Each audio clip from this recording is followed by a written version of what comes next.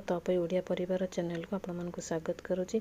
आज मु ये वीडियो जनइबी पिलामानकर 1.5 ରୁ 3 वर्ष पिलामानक भितर दक्षता बढ़ाई परिबा सहज एवं घर उपकरण रे। चलतु मु ये वीडियो आज 10टा एक्टिविटी कराई जहाँ कि आम रोषे घर जिनस। चलते स्टार्ट एक्टिविटी 1। एक्टिविटी ये होचंदी हमर लुण डबा। ए लुण डबा रे छोट छोट कण थाए आ भितर ए काठी गुड़ाक से भर्ती कर। ए काठी हूँ आप टूथपिक भी नहीं पारती, बट मो पाखे टूथपिक नथिबा हेतु मु ये जो धूपकाठी जल्ला पर जो काठी ये से काठी गुड़ाक नहीं। तो आप घर जिनस जेकोसी जिनस नहीं पारे। तो चलतु मुझे मो झी को कह कर।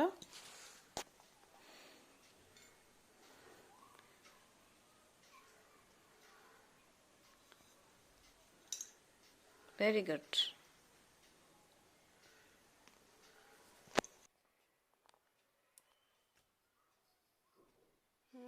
Very good. One.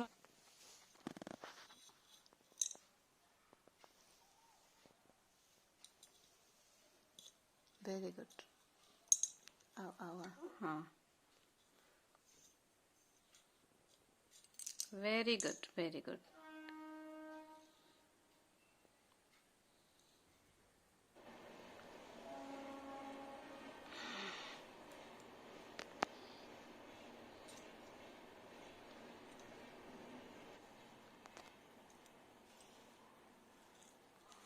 करो।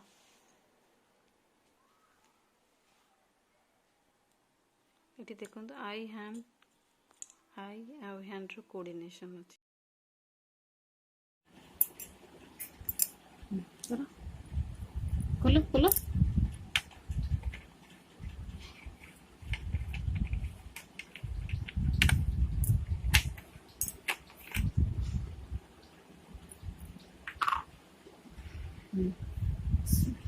स्पून रखो स्पून रखो।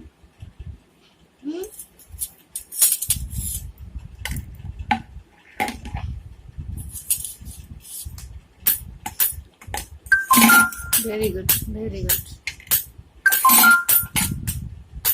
तुम इट करो इट करो।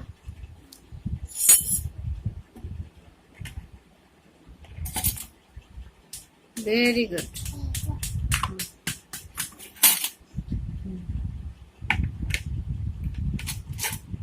Very good.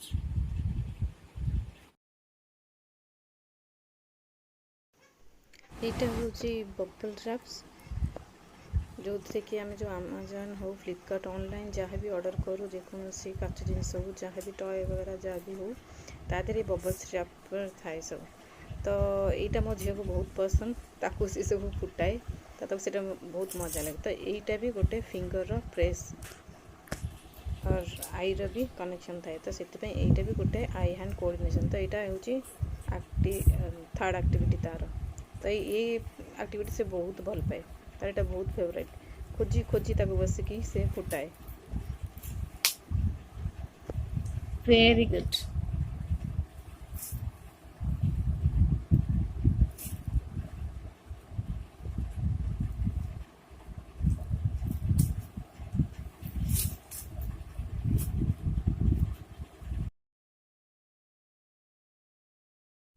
ये एक्टिविटी पे 2टा अट्टा गुला दरकार बड़ बड़ दरकार आउ 2टी स्टिक दरकार। ये 2टा स्टिक नतले भी आप पट्टी यूज कर परिबे।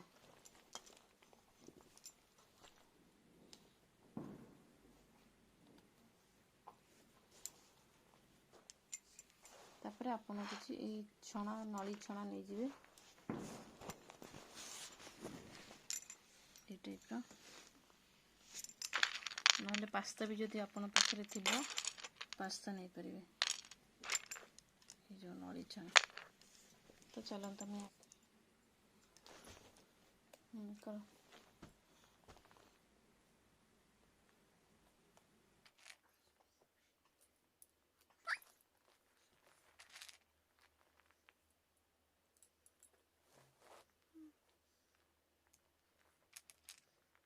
Very good.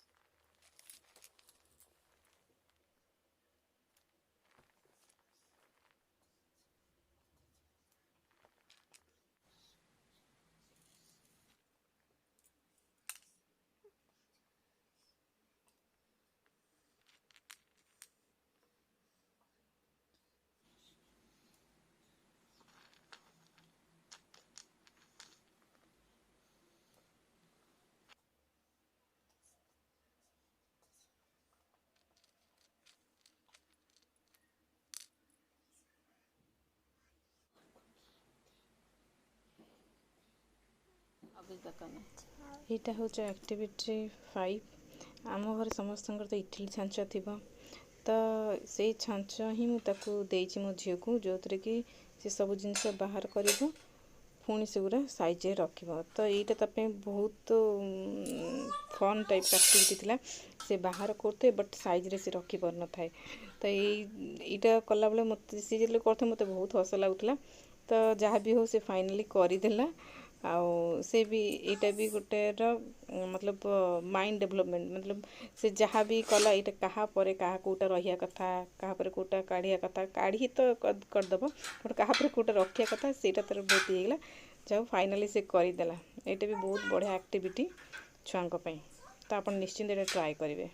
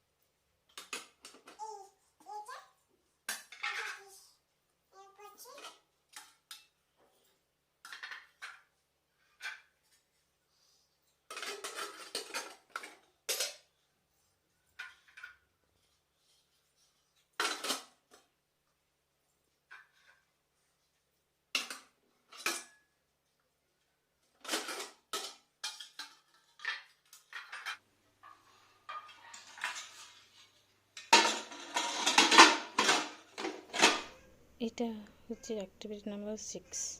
ଏଥିରେ ମୁଁ କ'ଣ କରିଛି, ସେ ଇଟିଲି ଛାଞ୍ଚ ଦେଇଦେଇଛି ଆଉ କେତେ ଗୁଡ଼ିଏ ଚୁଡ଼ି ଦେଇଦେଇଛି ମୋ ଝିଅକୁ। ତ ଯାହାଦ୍ୱାରା କି ସେ ସେଇ ଗୋଲ ଗୋଲ ଅନୁସାରେ ମୋ ଚୁଡ଼ି ଗୁଡ଼ାକ ସେଇ ରାଉଣ୍ଡ ସେପ୍ରେ ସାଇଜ୍ କରିକି ରଖୁଛି।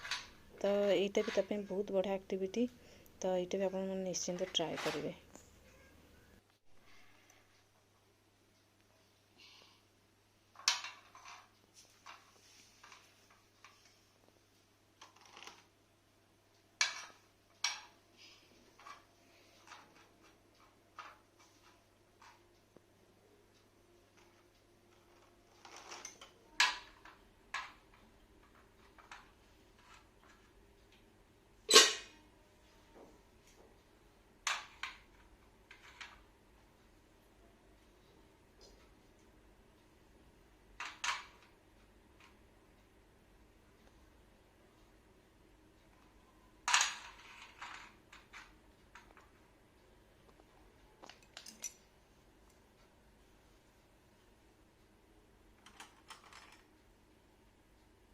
क्लैपिंग करो। वाह, अच्छा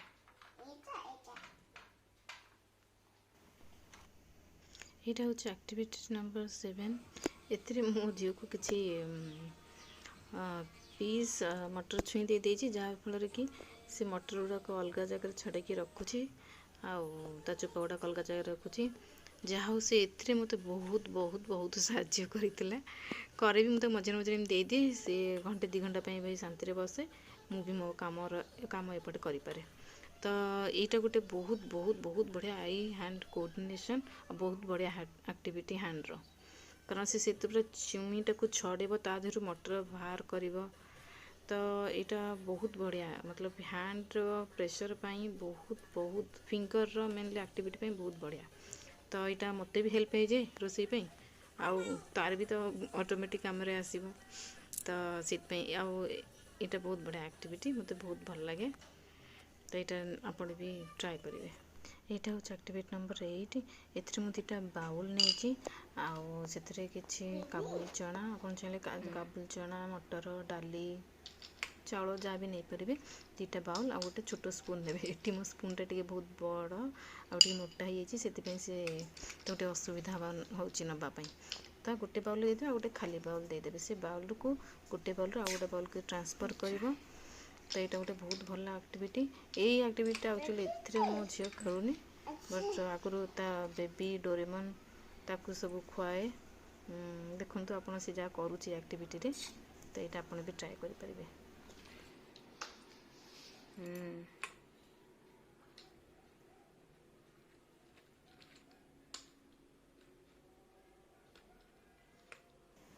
ଏଇଟା ହେଉଛି ଆକ୍ଟିଭିଟି ନମ୍ବର 9।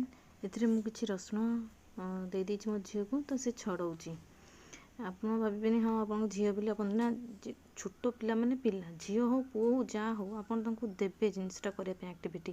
କାରଣ ଏଇଟା ହେଉଛି ତାଙ୍କର ଫିଙ୍ଗର ଉପରେ ବହୁତ ପ୍ରେସର ପଡ଼ିବ, ଯାହାଫଳରେ କି ତ ଗ୍ରିପିଙ୍ଗ ଆବିଲିଟିଟା ତାଙ୍କର मतलब इम्प्रूव କରିବ, ଯେଉଁଟାକି ଫ୍ୟୁଚର ଯାଇକି ଯେମିତି ଲେଖିବା ପାଇଁ ପେନସିଲଟା ସେ ଠିକ୍ ସେ ହୋଲ୍ଡ କରିପାରିବେ।